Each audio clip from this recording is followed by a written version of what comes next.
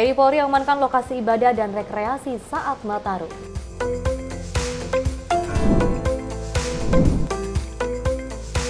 KPK tetapkan 2 tersangka dugaan korupsi CSR Bank Indonesia.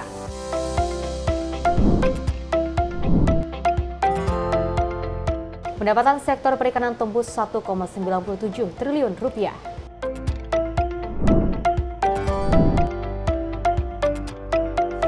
Polisi gagalkan pengiriman rokok ilegal senilai 2,1 miliar.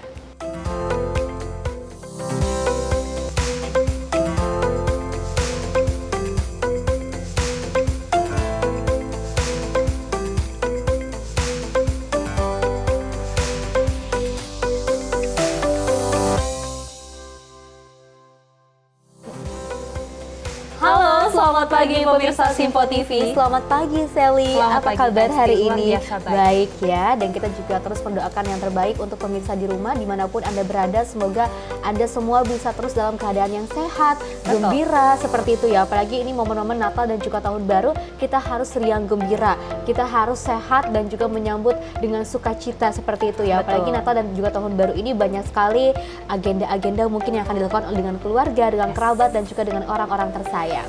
Selain itu, Pesti memang kalau kita ketahui TNI Polri telah menyiapkan 80.000 personil untuk mengamankan jelang Natal dan Tahun Baru mulai dari ibadah dan juga tempat wisata. Kita berharap bahwasanya Natal Tahun Baru di Indonesia bisa berjalan dengan damai dan sukacita. Dan tentunya informasi lainnya akan terus kami hadirkan. Ini dia Menyapa Pagi, Simpo TV selengkapnya.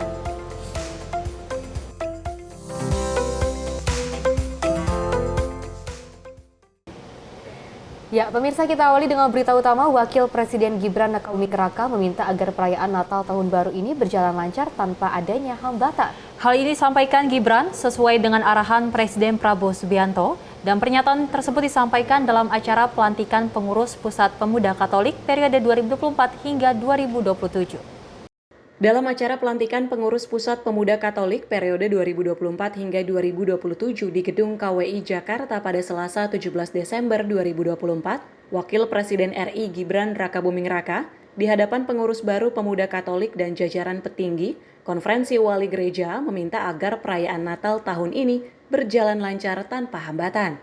Dalam kesempatan itu, Gibran sampaikan pesan Presiden Prabowo Subianto ingin seluruh lapisan masyarakat dapat menjalankan ibadah Natal dan Tahun Baru dengan aman, penuh sukacita, kebaikan, dan rasa nyaman. Wakil Presiden Gibran Rakabuming Raka meminta warga Kristiani dan Katolik untuk melaporkan kepadanya langsung jika misa atau perayaan Natal dipersulit. Pelaksanaan Natal dan Tahun Baru. Dan di sini salah satu penekanannya adalah beliau, Bapak Presiden, ingin seluruh lapisan masyarakat dapat menjalankan ibadah Natal dan Tahun Baru dengan aman, penuh sukacita, kebaikan, dan rasa nyaman.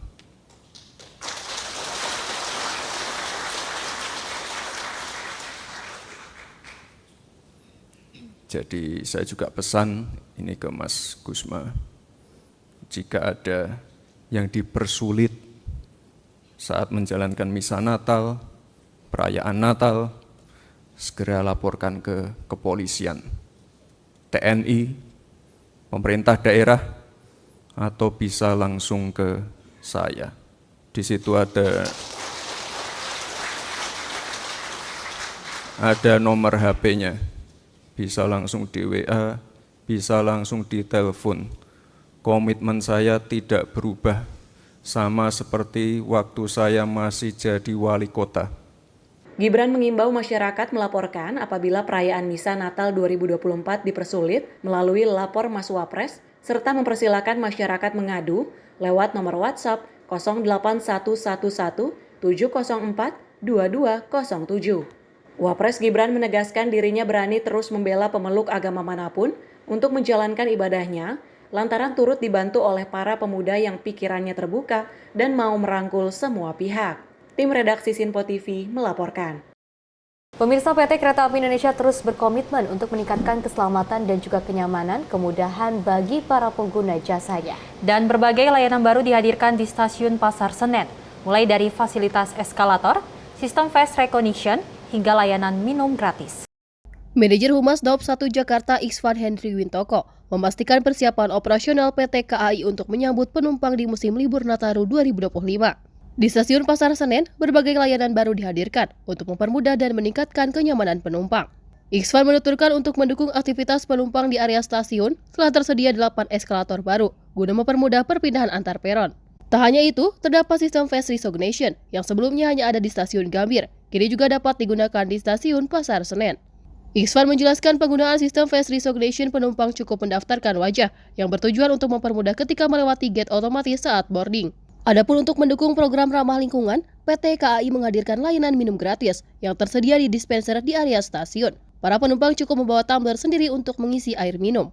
Yang jelas, kami selalu mengutamakan keselamatan, terus kelancaran, keamanan, dan kenyamanan para pelanggannya.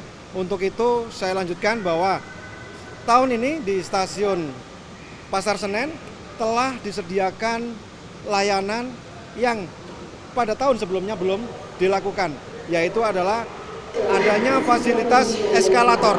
Ada 8 eskalator yang bisa membuat para pelanggan tadi mudah untuk melakukan perpindahan dari peron 1, 2, 3. Kemudian ada sistem boarding face recognition yang sebelumnya hanya ada di Gambir.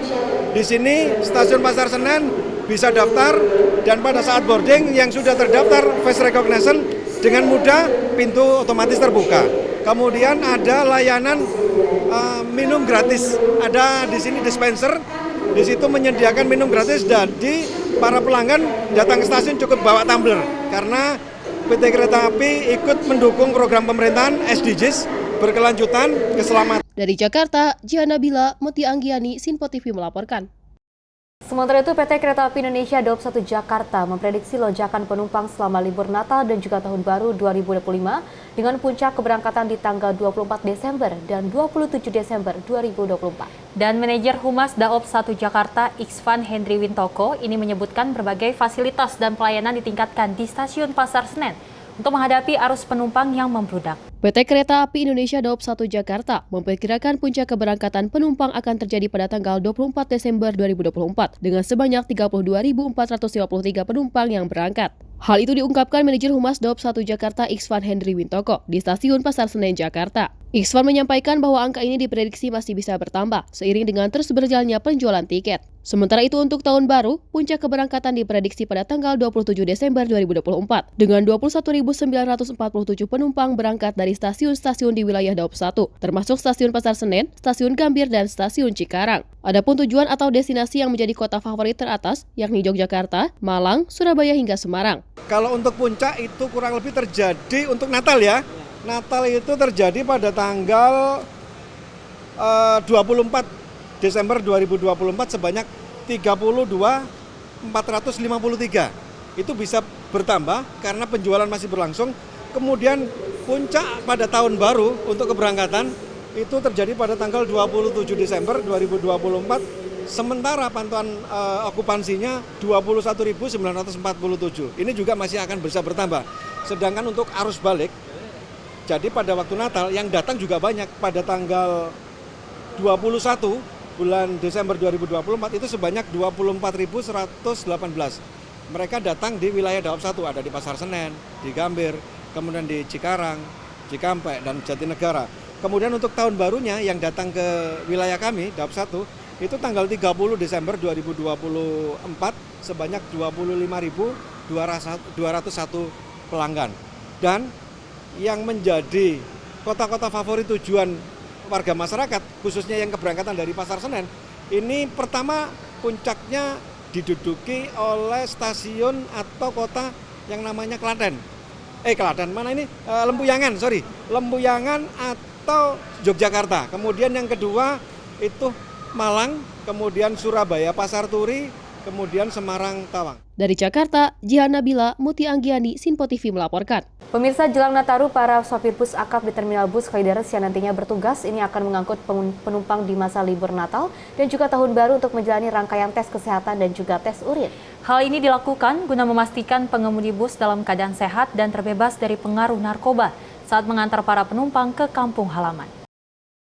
Sepekan menjelang libur Natal dan Tahun Baru, hari ini para sopir bus AKAP di Terminal Bus Kalideres menjalani rangkaian tes kesehatan, yang diantaranya meliputi tes gula darah, tensi, dan tes kadar alkohol, guna memastikan mereka mengemudikan bus dalam keadaan sehat dan tidak membahayakan penumpang. Selain itu, tes urin juga dilakukan guna mendeteksi apakah para sopir ini terbebas dari pengaruh narkoba atau tidak. Jika nantinya ditemukan ada sopir bus Armada Nataru yang positif mengkonsumsi narkotika, maka pihak pengelola Terminal Bus Kalideres tidak akan segan-segan mengambil tindakan tegas dengan menyerahkan yang bersangkutan ke pihak kepolisian Polsek Kalideres dan BNNP Jakarta untuk ditindaklanjuti. Rangkaian tes kesehatan ini dilakukan guna memastikan pengemudi bus dalam keadaan sehat dan terbebas dari pengaruh narkoba saat mengantar para penumpang ke kampung halaman saat masa libur Nataru mendatang. Sementara itu, posko kesehatan di terminal bus yang melayani antar kota antar provinsi juga telah dipersiapkan pihak pengelola terminal bus untuk melayani para penumpang saat berada di terminal Kalideres. Selain posko kesehatan, posko remcek dan posko peristirahatan bagi pengemudi dan penumpang, serta ruang laktasi juga telah dipersiapkan. Diperkirakan puncak masa angkutan libur Natal ini akan terjadi pada tanggal 24 hingga 25 Desember 2024. Dan puncak masa angkutan libur Tahun Baru diprediksi akan terjadi pada tanggal 29 hingga 30 Desember 2024. Sementara dengan adanya kegiatan tes kesehatan ini, mendapat apresiasi dari sejumlah awak dan sopir bus AKAP. Saat ini adalah di posko kesehatan. Ya, kita melakukan pemeriksaan kesehatan dan tes urin pengemudi. Nah, kita dibantu dari Badan Narkotika Provinsi DKI, kemudian Dinas Kesehatan DKI Jakarta, kemudian Sudin Kesehatan Jakarta Barat, dan Puskesmas se-Jakarta Barat, yang mana memastikan bahwa pengemudi yang berangkat dan mengangkut penumpang itu dalam kondisi sehat dan tidak membahayakan keselamatan dari penumpang yang diangkut. Begitu. Pengecekan kesehatan,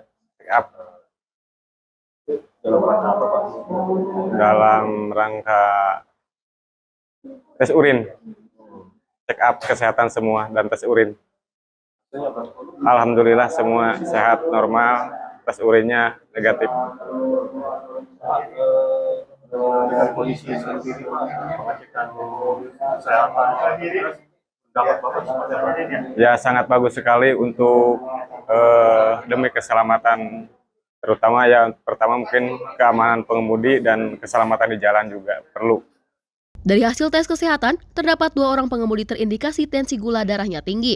Meski demikian, tim Dinas Kesehatan Pemprov Jakarta telah memberikan obat, di mana 2 pengemudi tersebut diperbolehkan mengemudikan kendaraannya dan membawa penumpang. Sementara untuk menjamin keamanan penumpang, pihak Polsek Kalideres telah mendirikan posko keamanan dan juga melakukan penjagaan di sekitar terminal bus Kalideres. Dari Jakarta, kontributor Sinpo TV melaporkan. Pemirsa, Menteri Koordinator Bidang Infrastruktur dan Kewilayahan atau Menko Infra Agus Harimurti Yudhoyono dan Menteri Perhubungan Dudi Purwaganti melakukan kunjungan di Terminal Tirtonadi Solo. Dan kunjungan ini dilakukan untuk memastikan kesiapan transportasi publik selama libur Natal dan Tahun Baru. Untuk memastikan kesiapan seluruh moda sarana serta prasarana transportasi masa angkutan Natal dan Tahun Baru 2025, Menteri Koordinator Infrastruktur dan Pembangunan Kewilayahan Agus Harimurti Yudhoyono beserta Menteri Perhubungan Dudi Purwaganti melakukan kunjungan di Terminal Tirtonadi Kota Solo. Menko Infra dan Menteri Perhubungan meninjau remcek di Terminal Tirtonadi Solo, Jawa Tengah setelah melakukan kunjungan kerja dari Jogja. Remcek sendiri merupakan prosedur yang harus dijalankan untuk meyakinkan semua indikator transportasi umum layak dan aman. Armada yang sudah sesuai regulasi dan standar layak jalan dipersilahkan melanjutkan perjalanan. Pada kesempatan ini, AHY menekankan pentingnya keselamatan, keamanan dan kenyamanan penumpang serta mewaspadai kecelakaan transportasi saat cuaca ekstrim selama angkutan libur Natal dan Tahun Baru. Pemerintah juga menyediakan sejumlah posko Nataru termasuk di Terminal Tirtonadi. Terdapat sistem deteksi dini yang dapat disampaikan ke semua pemangku kepentingan jika ada gangguan. Ini semua kita lakukan demi menjamin keselamatan, keamanan, dan kenyamanan para penumpang, para pengguna bis-bis tadi. Ini tugas yang harus kami lakukan, sehingga saya berpesan tolong jalankan ini dengan tegas, sesuaikan dengan aturan yang berlaku, karena kita tidak boleh bernegosiasi dengan aspek keselamatan penumpang. Apalagi kita tahu cuaca, tadi hujan ya, hujan deras, kadang-kadang ada angin, mungkin di sejumlah lokasi ada yang rawan terjadinya longsor, atau ada genangan-genangan yang juga harus kita waspadai. Kita berharap tidak ada kecelakaan, tidak ada hambatan selama perjalanan nanti, apalagi nanti menjelang masa-masa puncak mudik. dan kita berharap tentunya semuanya baik-baik saja. AHY juga menyebut seperti di Jawa Tengah ini, bahwa provinsi dengan populasi lebih dari 37 juta jiwa, yang terdiri dari 35 kabupaten kota ini nantinya intensitas pergerakan di akhir tahun 2024 dipastikan akan meningkat. Sehingga dirinya berharap seluruh terminal nantinya bisa beroperasi dengan baik dan optimal. Dari Solo, Jawa Tengah, kontributor Sinpo TV melaporkan. Pemirsa, puncak arus mudik pada Natal 2024 dan Tahun Baru 2025 akan berlangsung pada 21 Desember hingga 28 Desember. Dan Kapolri Jenderal Polisi Listio Sigit Prabowo memastikan personil TNI Polri dikerahkan untuk mengamankan 61.000 lebih objek seperti gereja dan tempat rekreasi di momen perayaan Natal dan Tahun Baru. Kapolri Jenderal Polisi Listio Sigit Prabowo memastikan personel TNI Polri dikerahkan untuk mengamankan 61.000 lebih objek, seperti gereja dan tempat rekreasi di momen perayaan Natal dan Tahun Baru. Hal tersebut disampaikan Jenderal Sigit usai rakor bidang operasional 2024 dalam rangka kesiapan pengamanan Natal 2024 dan Tahun Baru 2025 di Auditorium STIK atau PTIK sebagai tindak lanjut arahan Presiden RI Prabowo Subianto untuk melaksanakan PAM Natal dan Tahun Baru dengan baik. Sebanyak 2.794 posko akan didirikan, dengan rinciannya adalah 1.852 pos PAM, 735 pos pelayanan, dan 207 pos terpadu untuk mengamankan 61.000 lebih objek tersebut. Kita tahu bahwa kegiatan PAM Nataru tentunya adalah gabungan dari berbagai macam pengamanan, baik pengamanan yang terkait dengan masyarakat yang akan melaksanakan mudik dan balik, demikian juga pengamanan terhadap masyarakat yang akan melaksanakan kegiatan ibadah pada saat malam Natal dan juga pada saat Natal, dan puncaknya nanti pada saat malam pergantian tahun baru, maka akan terjadi kegiatan masyarakat yang bersama-sama melaksanakan kegiatan lepas tahun. Di situ juga tentu banyak juga masyarakat yang melaksanakan kegiatan berlibur ke tempat wisata. Di satu sisi juga di situ juga ada berbagai macam kegiatan yang dilaksanakan oleh masyarakat, termasuk juga kegiatan ibadah baik di gereja maupun masjid. Jadi itu tentunya menjadi puncak rangkaian kegiatan. Tak hanya itu, Kapolri menyampaikan adanya peningkatan arus mudik pada Natal 2024 dan Tahun Baru 2025. Ia menyebut arus mudik akan mencapai puncaknya pada 21 Desember dan 28 Desember. Untuk itu, Kapolri meminta jajarannya untuk melaksanakan pengamanan Natal dan Tahun Baru dengan baik. Tim redaksi Sinpo TV melaporkan. Sementara dari Menteri Perdagangan Budi Santoso melakukan kunjungan kerja ke Medan, Sumatera Utara. Dan kunker tersebut pemirsa untuk memastikan persiapan dalam menghadapi momen Natal dan Tahun Baru mendatang. Menteri Perdagangan Budi Santoso melakukan kunker ke Medan, Sumatera Utara. Kunjungan kerja tersebut menjadi bagian dari roadshow Mendak Budi Santoso untuk meninjau kesiapan berbagai wilayah di Indonesia menjelang momen Natal dan juga pergantian tahun. Salah satu titik yang dikunjungi adalah Pasar Sukaramai di Kota Medan. Mendak memastikan harga-harga barang kebutuhan pokok di Kota Medan terkendali. Diharapkan stabilitas harga dan pasokan khususnya di Medan dapat terus terjaga hingga Tahun Baru 2025. Dalam pantauannya, Mendak Budi Santoso juga menjelaskan harga bawang merah di Medan cukup rendah, Rp32.000 per kilogram, yakni di bawah rata-rata harga nasional. Menurutnya, pasokan dari sentra produksi Humbang Hasundutan yang sedang cukup melimpah menjadi alasan tingkat harga tersebut. Di sisi lain, untuk bawang putih, penurunan produksi di negara produsen berdampak kepada kenaikan harga internasional yang turut memengaruhi harga bawang putih di Medan, yaitu menjadi Rp40.000 per kilogram untuk jenis Honan. Terima kasih teman-teman rekan media, saya bentuk Pak Gubernur BNPTN dan BNPTN. Hari ini kita menuju ke pasar Sukaramai di Medan, dan ternyata luar biasa, pasokan cukup, harga terkendali ya, dari beras, kemudian bawang merah, cabai, ayam, daging, telur, semua harga sesuai standar. Bahkan beberapa ada bawah harga acuan. Ini mudah-mudahan ini terjaga sampai Natal dan Tahun Baru, sehingga saudara kita di Medan khususnya di Sumatera Utara dapat menjalankan Natal dan Tahun Baru. Usai mengecek Pasar Sukaramai, dalam kunkernya di Medan, Mendak Budi Santoso juga turut membuka secara simbolis gerakan pangan murah di Sentral UMKM Marelan, Kota Medan. Dalam GPM turut dijual beraneka komoditas bahan pokok dengan harga acuan. Mendak Budi Santoso juga mengatakan GPM menjadi salah satu cara pemerintah untuk menghadirkan bahan pokok dengan harga terjangkau, terlebih saat momentum Nataru. Dirinya juga mengajak masyarakat untuk berbelanja di pasar rakyat karena harga bahan pokok yang sudah pasti stabil. Tim redaksi Sinpo TV melaporkan. Ya, Sally dan juga pemirsa, untuk mempersiapkan hari Natal dan juga Tahun Baru, pastinya segala persiapan telah dilakukan, mulai dari TNI Polri, dari Listio Sigit Prabowo juga telah mengerahkan beberapa pengamanan untuk nantinya mengamankan hari Natal dan juga Tahun Baru yang lebih aman dan juga nyaman. Ini juga dari Mendak, ada Budi Santoso juga yang melakukan pengamanan dan juga beberapa harga pangan ya. Betul, harga pangan yang dilakukan agar selalu stabil seperti itu. Dan kita ketahui memang dari Kapolri sendiri mengerahkan 80.000 personil untuk mengamankan jalannya Natal dan Tahun Baru. Tak hanya itu, dari Mendak juga menyiapkan bahwasanya harga pangan nantinya di Nataru ini stabil dan ketersediaannya juga banyak untuk masyarakat Indonesia. Dan pemirsa, sejumlah informasi menarik lainnya akan terus kami hadirkan usai jeda berikut ini.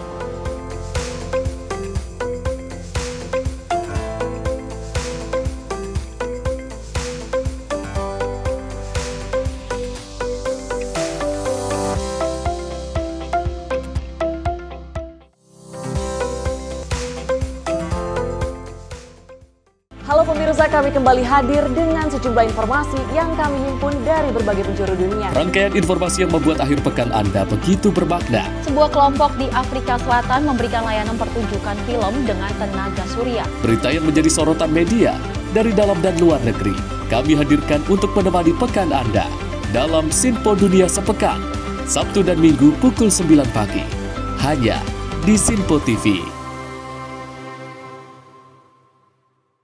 Halo, selamat pagi pemirsa Sinpo TV. Selamat pagi Andi. Selamat pagi, Fen. Beragam informasi terbaru hadir menemani Anda sebelum memulai hari. Itu memang dari Menteri Perhubungan juga mendukung, Betul. dari Menteri Keuangan juga mendukung, dan kita sebagai masyarakat pun juga Harus mendukung. Mengangkat isu yang tengah menjadi pembicaraan paling hangat. Semarakan pagi Anda bersama Menyapa Pagi. Setiap Senin hingga Jumat pukul 6 pagi, hanya di Sinpo TV. Halo pemirsa, kami kembali hadir dengan sejumlah informasi yang kami himpun dari berbagai penjuru dunia. Rangkaian informasi yang membuat akhir pekan Anda begitu bermakna. Sebuah kelompok di Afrika Selatan memberikan layanan pertunjukan film dengan tenaga surya. Berita yang menjadi sorotan media dari dalam dan luar negeri, kami hadirkan untuk menemani pekan Anda dalam Sinpo Dunia Sepekan, Sabtu dan Minggu pukul 9 pagi, hanya di Sinpo TV. Halo, selamat malam pemirsa. Senang sekali rasanya kami mengisi ruang informasi Anda. Akhiri aktivitas Anda dengan rangkuman perkembangan peristiwa yang terjadi sepanjang hari. Sebelumnya kita saksikan ada sekitar 3.000 tamu undangan. Sementara di Ibu Kota Nusantara ini ada sekitar 2.000 tamu undangan. Rangkaian informasi nasional dan mancanegara dirangkum sebagai penutup hari dalam Menyapa Malam. Setiap Senin hingga Jumat pukul 8 malam, hanya di Sinpo TV.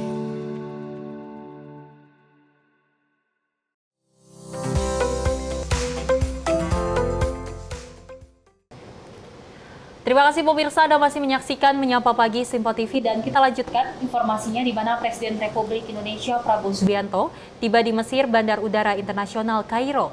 Lawatan Presiden Prabowo ini merupakan dalam rangka memenuhi undangan Presiden Mesir Abdel Fattah al-Sisi. Dan kedatangan Presiden Prabowo Subianto di bandara disambut oleh sejumlah pejabat tinggi Mesir dan jajaran kehormatan. Presiden Prabowo Subianto tiba di Mesir, tepatnya di Bandar Udara Internasional Kairo pada pukul 20:10 waktu setempat, Selasa 17 Desember 2024. Saat keluar dari pesawat, Presiden disambut dengan karpet merah dan pasukan jajar kehormatan, serta sejumlah pejabat Mesir, diantaranya Menteri Negara Urusan Produksi Militer, Maijen Muhammad Solah, Dubes Mesir untuk Indonesia, Yasser Hassan El-Semi, Dubes RI Kairo, Lutfi Rauf, dan Atase Pertahanan Kairo, Kolonel Dafris Desyafruddin. Presiden Prabowo yang tiba mengenakan pakaian safari berwarna coklat dan berpeci hitam itu pun menyempatkan memberikan salam hormat kepada pasukan jajar kehormatan. Presiden Prabowo melakukan kunjungan kerja dalam rangka memenuhi undangan Presiden Mesir, Abdel Fattah al-Sisi. Dalam hal yang sama, Kepala Negara juga akan menghadiri konferensi tingkat tinggi D8 yang merupakan forum kerjasama ekonomi 8 negara yang terdiri atas Indonesia, Bangladesh, Iran, Malaysia, Mesir, Nigeria, Pakistan, dan Turki. Presiden sampaikan kehadirannya di KTT D8 ini adalah suatu ajang yang penting dan khususnya sesuai rotasi sekarang ini. Mulai 1 Januari 2026, Indonesia akan bergilir menjadi ketua D8. Setelah ke Mesir, Presiden Prabowo direncanakan singgah di Malaysia untuk bertemu Perdana Menteri Anwar Ibrahim dalam perjalanan kembali ke tanah air. Tim redaksi Sinpo TV melaporkan. Dan sementara itu pemirsa, mahasiswa Indonesia di Universitas Al-Azhar Kairo mengungkapkan antusiasmenya yang mereka berhasil mempersiapkan acara penyambutan Presiden Republik Indonesia Prabowo Subianto di Kairo. Dan mahasiswa yang menyambut Presiden Prabowo mengatakan merasa bahagia dan bangga dapat bertemu langsung dengan sosok kepala negara Indonesia. Para mahasiswa Indonesia di Universitas Al-Azhar Kairo mengungkapkan antusiasme mereka yang berhasil mempersiapkan acara penyambutan Presiden RI Prabowo Subianto di Kairo pada Selasa malam. Salah satunya Akbar Juanda Putra Bosa dari jurusan Hukum Islam Universitas Al-Azhar Kairo menyampaikan momen itu merupakan kesempatan yang luar biasa untuk bisa turut berpartisipasi dalam penyambutan Presiden. Dalam hal yang sama, berbagai macam hal telah dipersiapkan oleh para mahasiswa Al-Azhar ini, seperti merekomendasikan tempat penginapan yang cocok untuk Prabowo, transportasi, hingga komunikasi dengan pihak KBRI Mesir. Akbar mengungkapkan bahwa ia mengagumi Prabowo sejak lama dan terinspirasi atas kegigihan Prabowo. Ini suatu kesempatan yang luar biasa buat kita sebagai mahasiswa yang ada di Al-Azhar ini. Luar biasa, deg-degan parah. Serius, apalagi dari kemarin kita ya. Udah nyiapin dari kemarin. Wah, banyak sih menarik. Pertama mungkin dari kita mempersiapkan kamar beliau, kemudian apa saja setelah itu? Transportasi, kemudian sistem keamanan, kita berkomunikasi dengan pihak yang Mesirnya, kemudian setelah itu wah, banyak banget pokoknya. Yang dikagumin dari sosok Pak Prabowo karena kemarin juga sempat nyoblos beliau. Izin Pak Prabowo. Salah satu yang saya bisa ambil dari beliau adalah ketekunan beliau. Kemudian beliau adalah seorang pejuang yang luar biasa. Itu menjadi seorang motivasi buat kita juga salah satunya. Sangat-sangat sebenarnya deg-degan ya ketemu. Akhirnya dari sekian lama menunggu, tiba-tiba mengunjungi Mesir, gak kaget juga sih dengar kabar Prabowo mau ke Mesir. Bisa langsung melihat sosok Presiden Indonesia saat ini, sangat-sangat senang banget akhirnya punya kesempatan bisa melihat secara langsung. Tentang bagaimana keamanan kita, keselamatan kita dan kesehatan kita juga bisa mengesahkan undang-undang mahasiswa asing di luar negeri seperti itu. Karena kita dari kemarin kan juga terus mengusahakan benar-benar perhatian khusus untuk seluruh mahasiswa di luar negeri, khususnya juga di Timur Tengah dan Afrika. Ya harapannya benar-benar negara benar-benar bisa menaungi kita semua di sini seperti itu. Para mahasiswa berharap di kunjungan Presiden Prabowo ke Kairo ini, Indonesia semakin baik dalam menaungi dan membantu bagaimana pendidikan dan kesehatan para pelajar di Kairo. Tim redaksi Sinpo TV melaporkan. Kita beralih ke informasi lainnya, meski dalam siklus komoditas perdagangan global yang tidak menentu, perekonomian Indonesia terjadi peningkatan khususnya di sektor kelautan dan juga perikanan, yakni pendapatan negara bukan pajak atau PNBP yang juga mencetak sejarah tembus 1,97 triliun rupiah. Selain itu, pemirsa, produksi ikan secara nasional di triwulan 3 telah mencapai 15,267 juta ton. Cetak sejarah Kementerian Kelautan dan Perikanan dalam pendapatan negara bukan pajak atau PNBP. Staf ahli Menteri KP Bidang Ekologi dan Sumber Daya Laut, KPP Hendra Yusran Siri, mengungkapkan pendapatan negara bukan pajak atau PNBP di sektor perikanan tembus 1,97 triliun rupiah. Tak hanya itu, dalam produksi ikan secara nasional di triwulan 3 telah mencapai 15,267 juta ton. Dia sedang memberikan kontribusi terhadap pembangunan nasional berbasis program perikanan. Hingga triwulan 3 ini, pendapatan negara bukan pajak atau PNBP dari sektor program perikanan sudah mencapai 1,97 triliun rupiah, yang merupakan pencapaian tertinggi dalam sejarah KP.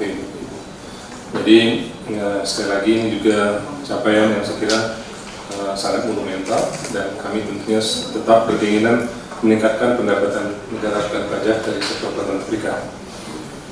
Dan hal ini juga menunjukkan pengelolaan yang semakin baik terhadap sumber daya kelautan dan perikanan sebagai salah satu penopang dari keuangan negara. Selain itu, produksi perikanan nasional telah mencapai 18,26 juta ton dan mencerminkan stabilitas yang terus terjaga meskipun mendapat tantangan global. Sebelumnya, Kementerian Kelautan dan Perikanan atau KKP mencatat pemasaran khususnya di sektor ekspor perikanan tercatat pada tahun 2024 dari bulan Januari sampai Oktober tembus 4,8 miliar US dollar dan ditargetkan di akhirnya Desember atau akhir tahun 2024 tembus lebih 5 miliar US dollar. Dari Jakarta, Dio Malau, Sinpo TV melaporkan. Pemirsa, menjelang libur Natal dan juga Tahun Baru 2024, Kementerian Perdagangan menegaskan belum ada kasus soal penimbunan minyak kita hingga saat ini. Meskipun belum adanya kasus soal penimbunan, Kemendak turut menyoroti soal distributor minyak kita yang nakal terhadap penyesuaian harga eceran yang telah ditetapkan. Direktur Jenderal Perlindungan Konsumen dan Tertib Niaga Kementerian Perdagangan Rusmin Amin menegaskan soal kasus penimbunan stok minyak kita di tengah masyarakat selama libur Nataru 2024 belum mencuat. Hal ini Rusmin sampaikan ketika meninjau langsung pabrik distributor minyak kita yang berada di Kabupaten Bekasi, Jawa Barat. Dalam pengawasannya bersama beberapa stakeholders terkait, Rusmin justru menyoroti adanya praktik nakal yang dijalankan oleh beberapa distributor minyak kita di lapangan dengan menjual harga eceran lebih tinggi dari standar harga yang ditetapkan oleh pemerintah. Adapun salah satu kasus distributor nakal yang disoroti terjadi di Jakarta, namun pihak Kemendak enggan menyebut lokasi pasti terjadinya praktik tersebut. Kami menemukan di wilayah Jakarta di wilayah Jakarta ada praktek-praktek lain yang sifatnya bundling. Jadi kalau orang bisa beli minyak kita 15.700, tapi di satu sisi dia juga harus beli komoditi lain dan juga bisa saja komoditi minyak goreng ataupun minyak goreng dengan merek tertentu lah, kira-kira seperti itu. Nah ini kan kalau bagi konsumen menyulitkan ya. Kita punya uang misalkan 20.000, tadinya harapannya bisa mengkonsumsi minyak goreng, minyak kita, akhirnya nggak bisa jadi beli karena tadi ada praktek bundling. Saya tidak mengatakan bahwa ini di sini praktek bandingnya di sini, tidak. Ini justru kami ingin sampaikan bahwa terkait dengan masalah stok minyak goreng, baik itu minyak kita ataupun minyak premium ataupun minyak curah, secara ketersediaan cukup banyak. Lebih dalam, meskipun adanya modus yang dilakukan oleh distributor minyak kita nakal di tengah masyarakat, Kementerian Perdagangan terus lakukan pengawasan secara intensif ke depannya. Dari Jawa Barat, Max Ahmad Amin, Tim Liputan Simpo TV. Ya, Sally dan juga pemirsa, terkait dengan harga minyak kita ataupun adanya pendistribusian minyak kita ini masih menduga-duga akan adanya sebuah penimbunan seperti itu. Betul. Ya. Karena kita melihat juga minyak kita ini cukup sulit untuk saat ini, tapi dari Kemendak sendiri juga ini akan terus menggencarkan dengan yang terbaik, dengan hasil yang baik, dan juga melakukan yang terbaik untuk masyarakat Indonesia. Dan memang sebelumnya kita ketahui Mendak sudah ke tempat gudang dari minyak kita, di mana memang stok dari minyak kita cukup baik ataupun cukup stabil untuk di Nataru 2025. Ya, mudah-mudahan tidak ada hal-hal ataupun perilaku orang-orang yang nakal ataupun juga melakukan sebuah kecurangan. Pemirsa, sejumlah informasi menarik lainnya akan terus kami hadirkan usai jeda berikut ini.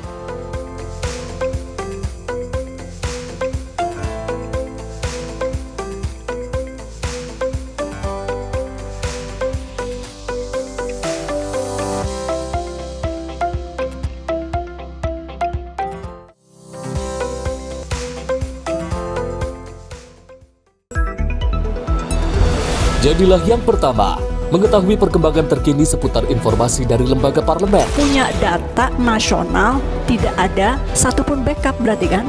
Tiba-tiba ada putusan yang nggak masuk akal dan seperti ini gitu. Kita biarkan rekomendasi kepada KPK, periksa! Kami hadirkan informasi paling akurat untuk mengawal setiap informasi dalam rapat komisi dan paripurna. Tentunya bersama saya Andi Rezaldi yang telah kami rangkum dalam program Sinpo Parlemen. Saya Arif Rufani. Saksikan Sinpo Parlemen setiap Sabtu pukul 6 pagi hanya di Sinpo TV. Kami hadir dengan rangkaian informasi dari berbagai penjuru dunia. Topik dan isu yang tengah menjadi sorotan mancanegara dikemas dengan lengkap untuk Anda.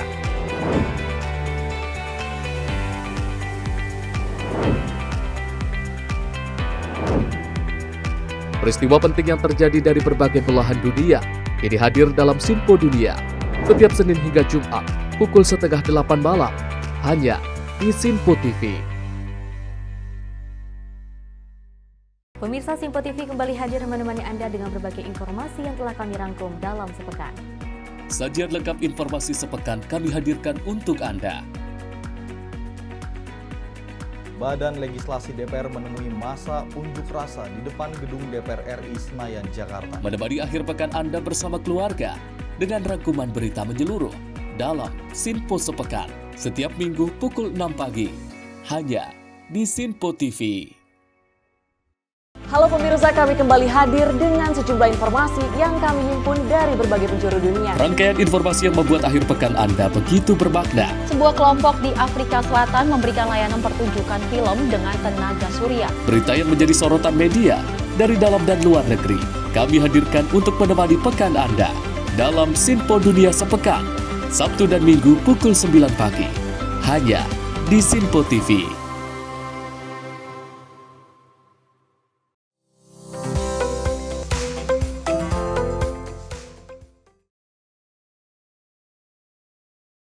Selamat pagi pemirsa, Anda masih menyaksikan Menyapa Pagi Simpo TV dan kita lanjutkan informasinya di mana Menteri Koordinator Bidang Politik Keamanan Budi Gunawan ini menerima kunjungan kehormatan Duta Besar Amerika Serikat untuk Indonesia Kamala Shirin Lakhdir.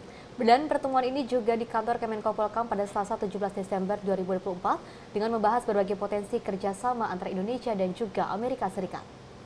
Menko Polhukam menyampaikan kedua negara juga sepakat untuk terus meningkatkan kerjasama bilateral, terutama kolaborasi di bidang politik dan keamanan demi menjaga stabilitas dan keamanan kawasan. Dubes Lakhdir datang ke Kemenko Polhukam didampingi Political Counselor David Book, Deputy Political Counselor Scott Lainton, dan Supervisory Political Specialist Arfa Mahardika. Kedatangannya disambut langsung Menko Polhukam dengan ramah. Sebagai tonggak penting hubungan kedua negara, Presiden RI Prabowo Subianto telah melakukan pertemuan bilateral dengan Presiden Amerika Serikat di Gedung Putih Washington DC pada 12 November lalu. Dalam pertemuan tersebut, pemerintah AS menyatakan mendukung penuh pemerintahan Presiden RI dan program-program prioritas nasional yaitu Astacita. Tim redaksi Sinpo TV melaporkan. Sementara itu, pemirsa, Menteri Pertahanan RI Safri Samsudin menerima Duta Besar Pakistan ini untuk Indonesia di Kementerian Pertahanan pada Selasa kemarin. Dalam pertemuan tersebut, pemirsa diantaranya membahas kerjasama pertahanan yang akan menguntungkan kedua negara. Melalui video yang dibagikan di akun sosial media Instagram @safri.samsudin, Menteri Pertahanan RI Safri Samsudin menerima Duta Besar Pakistan untuk Indonesia Emir Khurram Redhori di Kementerian Pertahanan pada Selasa 17 Desember 2024. Sejumlah hal dinilai strategis untuk meningkatkan kerjasama pertahanan kedua negara. Di antaranya kolaborasi inovatif pada sektor pengembangan teknologi pertahanan, pertukaran kadet kedua negara, dan lesson learned dari Pakistan dalam penanganan terorisme. Kerjasama ini diharapkan tidak hanya memperkuat pertahanan kedua negara, melainkan juga membuka jalan stabilitas regional dan inovasi teknologi di era modern. Dari Jakarta, tim redaksi Sinpo TV melaporkan.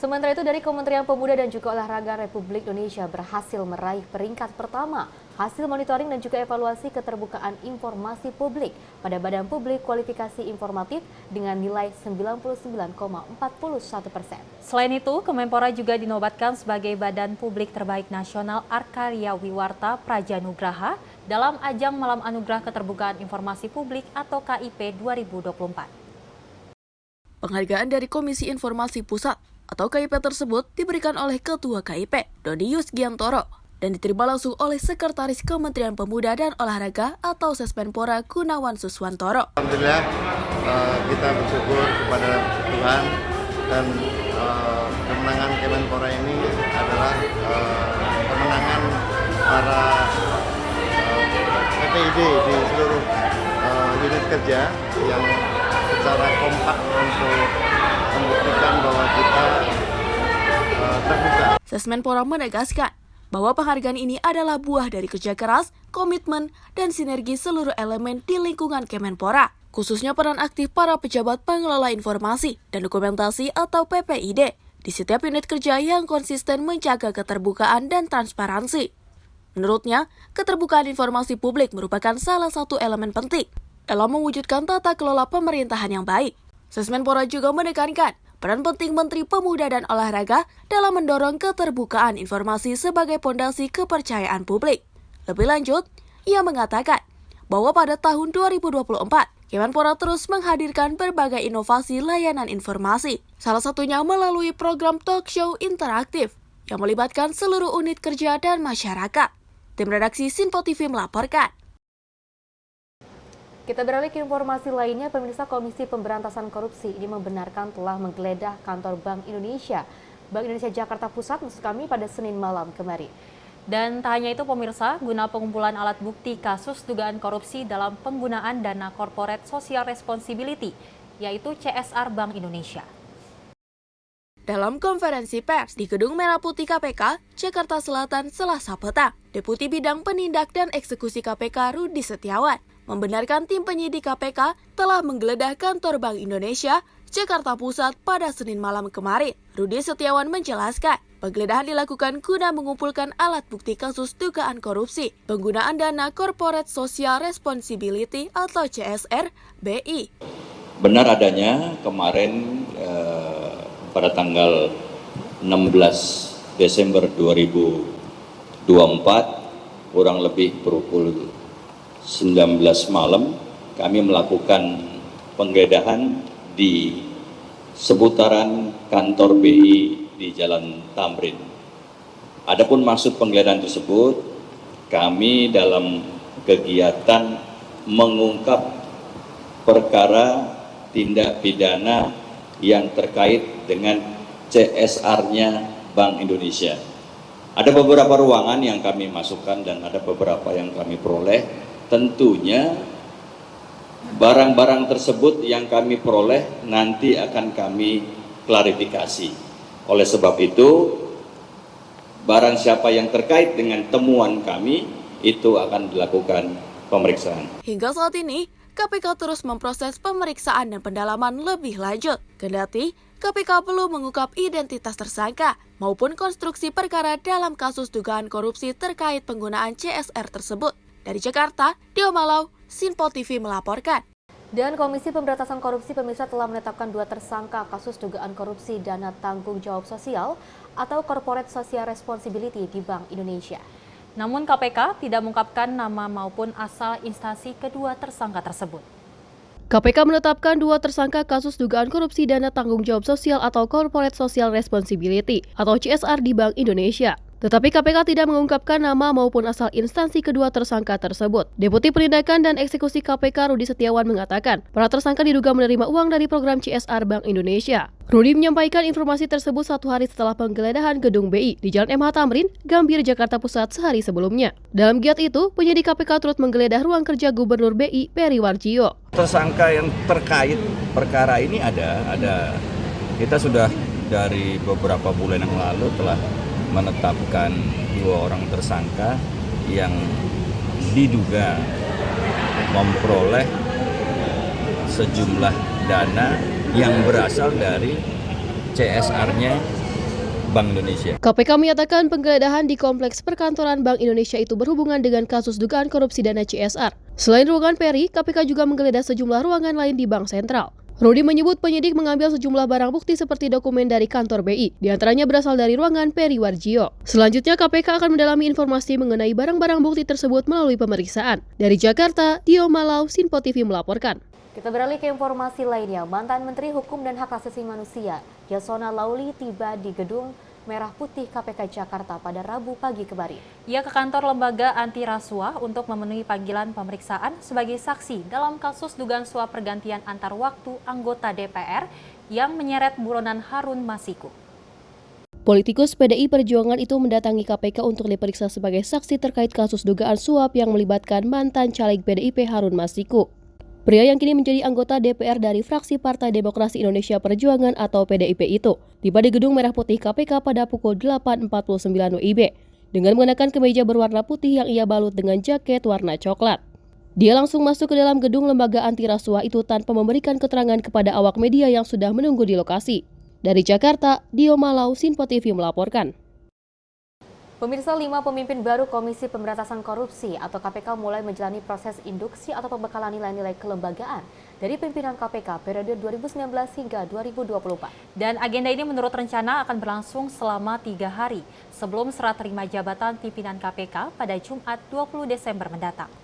Proses induksi yang digelar di Gedung Anti-Corruption Learning Center, Jakarta, Selasa pagi, dibuka Ketua Sementara KPK Nawawi Pamolango. Adapun 5 pemimpin KPK 2024 hingga 2029 adalah Ketua Setio Budianto, beserta 4 wakilnya Fitro Rocayanto, Ibnu Basuki Widodo, Johanis Tanak, dan Agus Joko Pramono. Sebelumnya, Presiden RI Prabowo Subianto melantik pimpinan dan Dewan Pengawas KPK periode 2024 hingga 2029 di Istana Negara, Jakarta kemarin. Pelantikan tersebut berdasarkan keputusan Presiden RI nomor 161P tahun 2024 tentang pemberhentian dengan hormat dan pengangkatan pimpinan dan Dewan Pengawas KPK 2024 hingga 2029.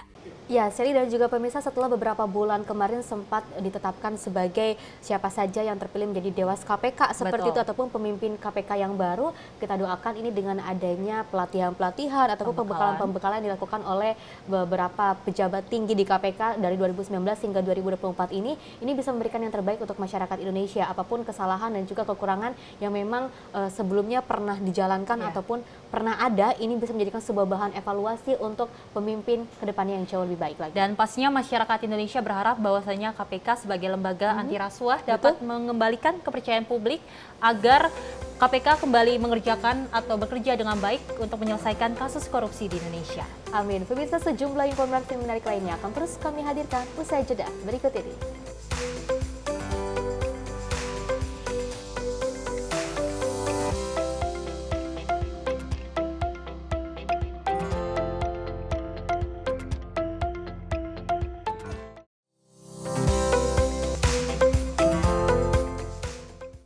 Halo pemirsa, kami kembali hadir dengan sejumlah informasi yang kami himpun dari berbagai penjuru dunia. Rangkaian informasi yang membuat akhir pekan Anda begitu bermakna. Sebuah kelompok di Afrika Selatan memberikan layanan pertunjukan film dengan tenaga surya. Berita yang menjadi sorotan media dari dalam dan luar negeri, kami hadirkan untuk menemani pekan Anda dalam Sinpo Dunia Sepekan, Sabtu dan Minggu pukul 9 pagi, hanya di Sinpo TV.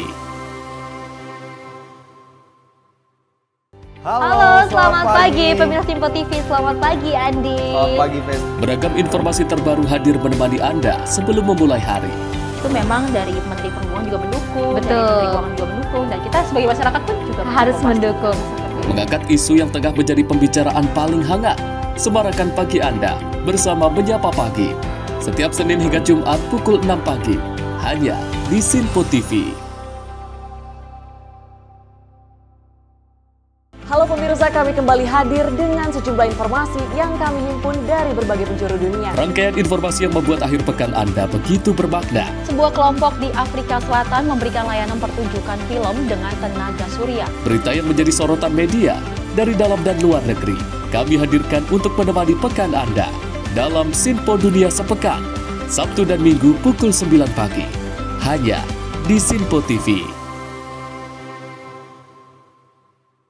Halo, selamat malam pemirsa. Senang sekali rasanya kami mengisi ruang informasi Anda. Akhiri aktivitas Anda dengan rangkuman perkembangan peristiwa yang terjadi sepanjang hari. Sebelumnya kita saksikan ada sekitar 3.000 tamu undangan, sementara di Ibu Kota Nusantara ini ada sekitar 2.000 tamu undangan. Rangkaian informasi nasional dan mancanegara dirangkum sebagai penutup hari dalam Menyapa Malam. Setiap Senin hingga Jumat pukul 8 malam, hanya di Sinpo TV.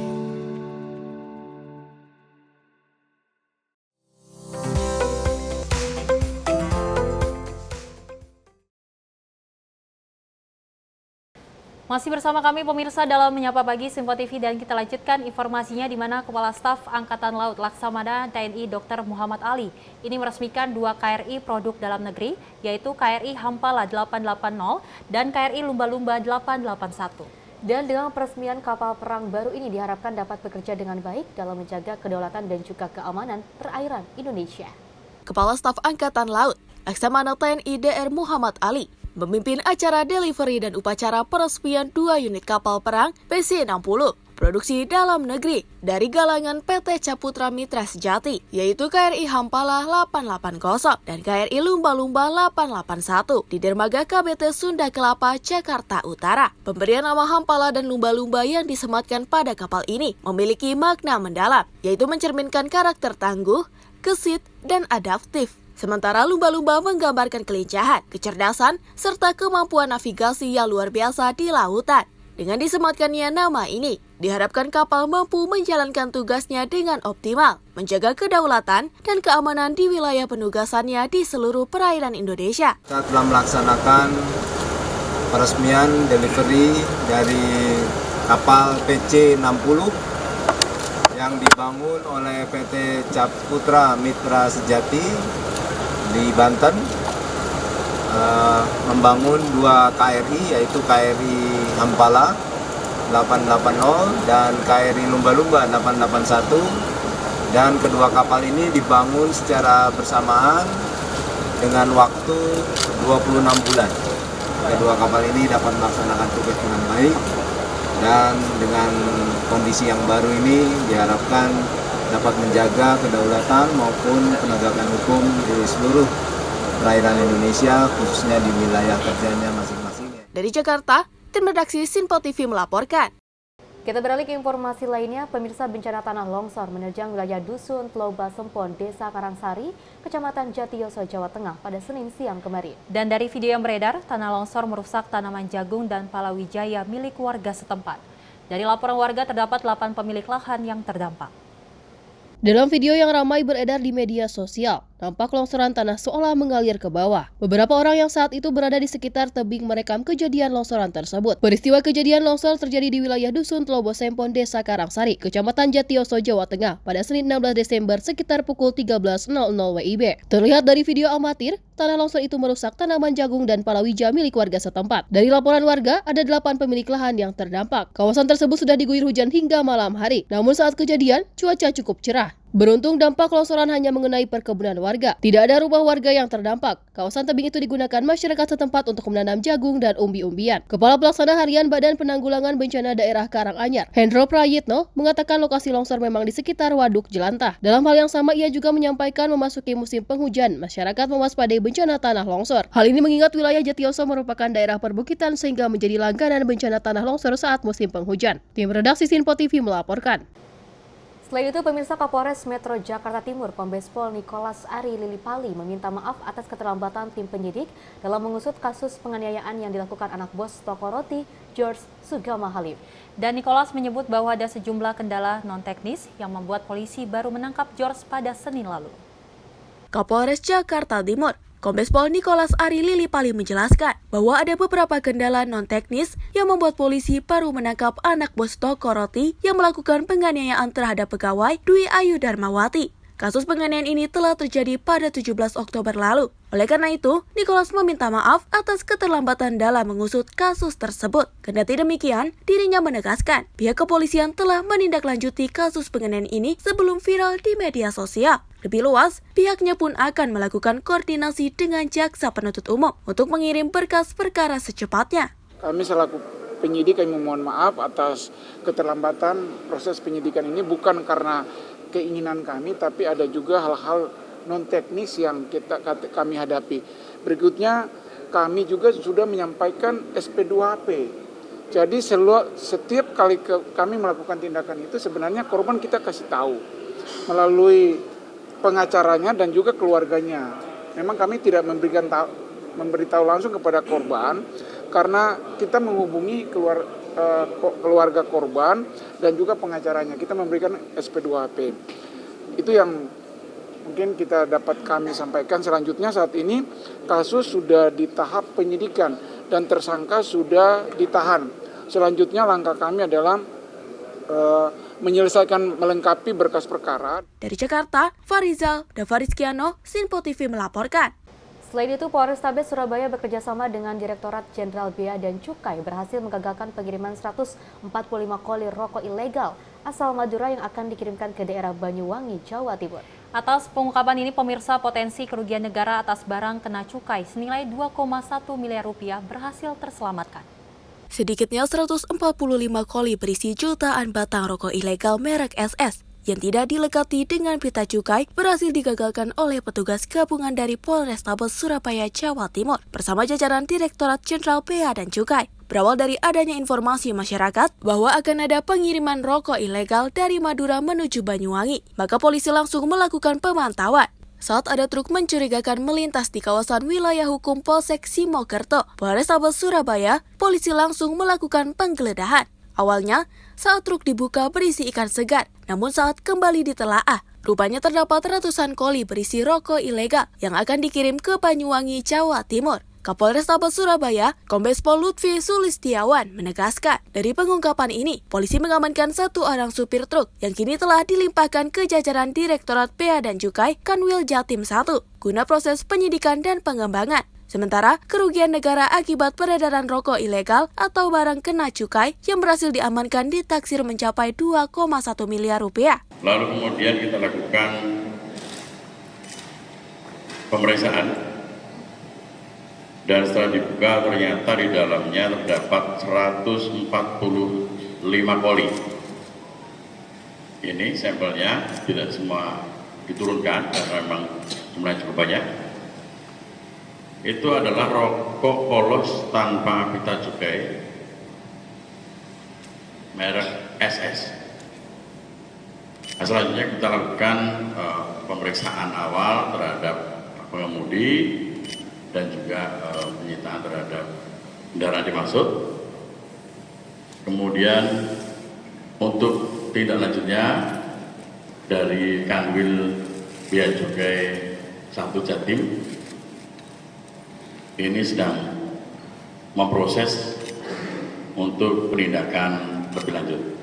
Keberhasilan operasi ini menunjukkan komitmen Polrestabes Surabaya bersama jajaran stakeholder terkait dalam memberantas peredaran rokok ilegal dan melindungi penerimaan negara dari sektor cukai, sesuai dengan asta-cita Presiden Republik Indonesia Prabowo Subianto. Dari Surabaya, Jawa Timur, Karuna Wardana, Sinpo TV melaporkan.